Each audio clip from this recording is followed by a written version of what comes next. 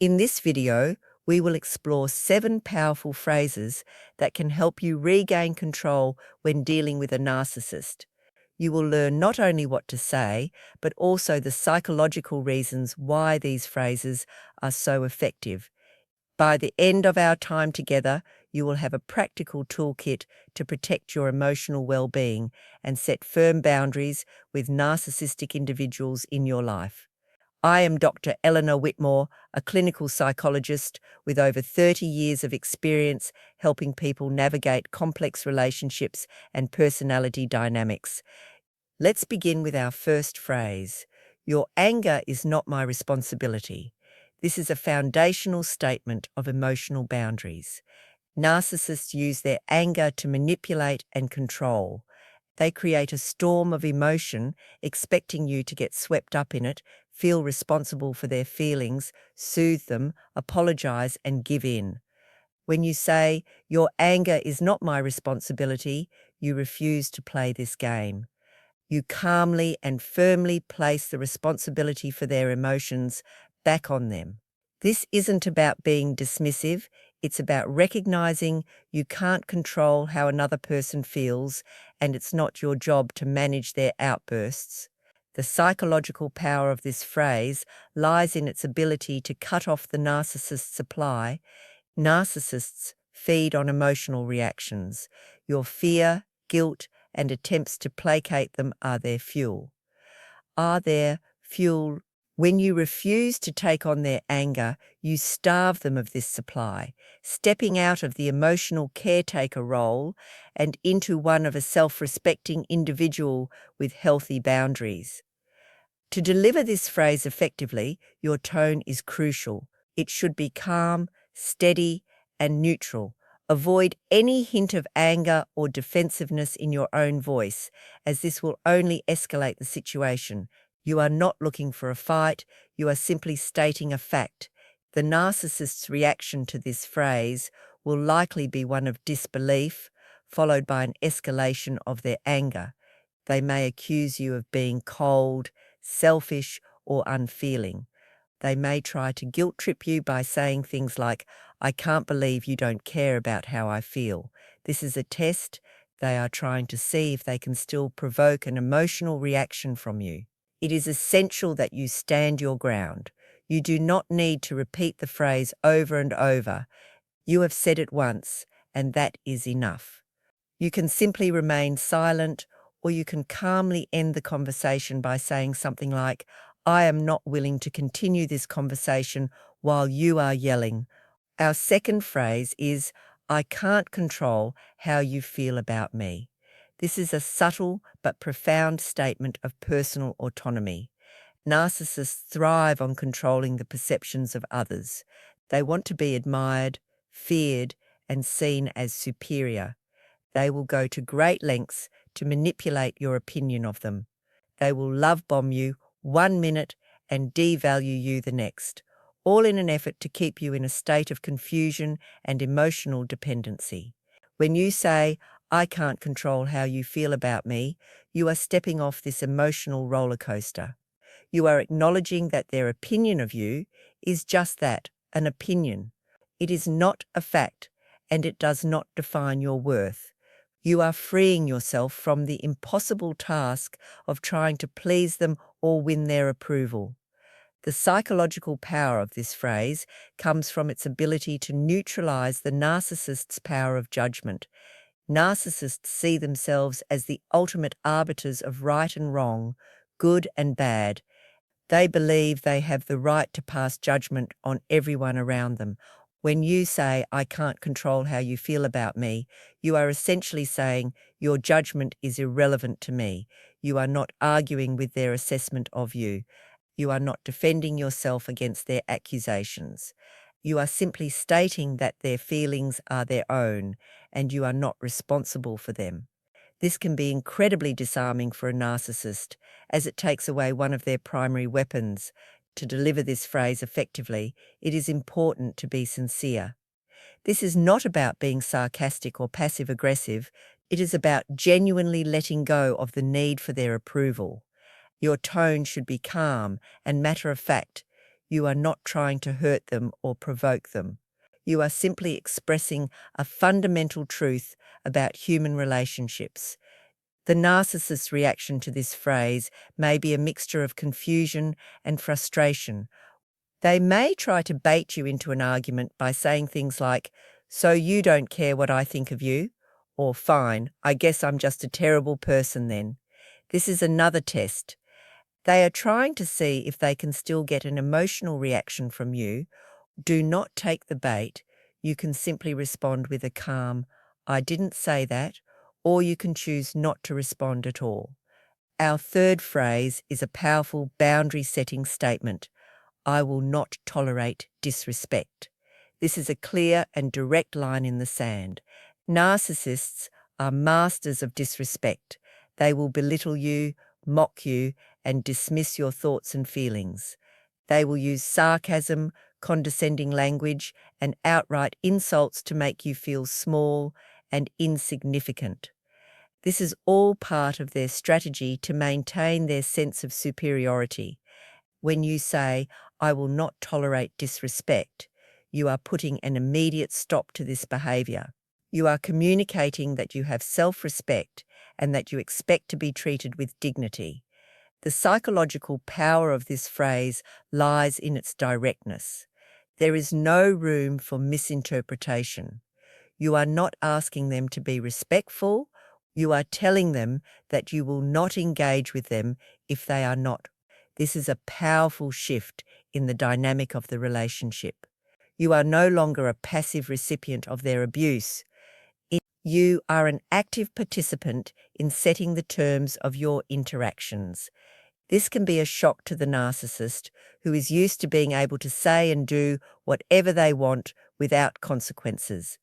To deliver this phrase effectively, your tone must be firm and unwavering. This is not a request, it is a declaration. Your body language should also be congruent with your words. Stand up straight, make eye contact, and speak in a clear, strong voice. You are not being aggressive, you are being assertive. The narcissist's reaction to this phrase will likely be anger and indignation. They may accuse you of being overly sensitive or of trying to control them. They may say things like, "I was just joking," or "You can't take a little criticism." This is their attempt to downplay their behavior and to make you question your own perceptions. Do not fall for it. You know what you experienced, and you have a right to demand respectful treatment. If they continue to be disrespectful, you must be prepared to follow through on your boundary. This may mean ending the conversation, leaving the room, or even ending the relationship. Our fourth phrase is a simple but effective way to end a pointless argument. We can agree to disagree. Narcissists love to argue. They see every conversation as a competition, and they are determined to win. They will twist your words, gaslight you, and argue in circles until you are exhausted and confused. They are not interested in finding a resolution or understanding your point of view. They are only interested in proving that they are right and you are wrong. When you say, "We can agree to disagree," you are refusing to participate in this unwinnable game. You are acknowledging that you have a different opinion and you are choosing to end the conversation rather than continue to fight a losing battle. The psychological power of this phrase comes from its ability to de-escalate conflict. It is a statement of mutual respect. Even in the face of disagreement, you are not saying that their opinion is valid. You are simply saying that they are entitled to have it, just as you are entitled to have yours. This can be a very disarming tactic with a narcissist who is expecting you to fight back. When you refuse to engage in the argument, you take away their power to control the conversation. To deliver this phrase effectively, your tone should be calm and neutral. You are not surrendering, you are making a strategic retreat. You are choosing to conserve your energy for more productive conversations. Avoid any hint of sarcasm or frustration in your voice, as this will only give the narcissist more ammunition. The narcissist's reaction to this phrase may be one of frustration. They may try to continue the argument by saying things like, "So you're just going to give up," or "I can't believe you're not even going to try to see my side of things." This is their attempt to pull you back into the conflict. Do not take the bait. You can simply repeat the phrase, "We can agree to disagree," or you can change the subject. Our fifth phrase is a powerful declaration of your own mental and emotional sovereignty. I will not be manipulated. Narcissists are master manipulators. They will use a wide range of tactics to get what they want, including guilt-tripping, gaslighting, and playing the victim. They are experts at making you doubt your own perceptions and question your own sanity. When you say, "I will not be manipulated," you are shining a bright light on their tactics. You are letting them know that you see what they are doing and you are not going to fall for it. The psychological power of this phrase lies in its ability to expose the narcissist's game. Narcissists rely on their manipulations being subtle and covert. They want you to be so caught up in the emotional drama that you don't even realize you are being played. When you call out their manipulation directly, you are taking away their power of secrecy. You are showing them that you are not an easy target. To deliver this phrase effectively, your tone must be firm and confident. You are not accusing them, you are simply stating your own boundary. You do not need to provide a long explanation of how they are manipulating you. The simple statement, "I will not be manipulated," is enough. The narcissist reaction to this phrase will likely be one of denial and outrage. They may accuse you of being paranoid or of making things up. They may say things like, "I have no idea what you're talking about," or "You're the one who's trying to manipulate me." This is a classic narcissist tactic known as projection. They are accusing you of the very thing they are doing. Do not get drawn into an argument about whether or not they are manipulating you. You have stated your boundary, and that is all that matters. Our sixth phrase is a simple and direct way to shut down a circular and unproductive argument. I am not going to argue with you. As we have discussed, narcissists love to argue. It is a way for them to assert their dominance and to get their narcissistic supply.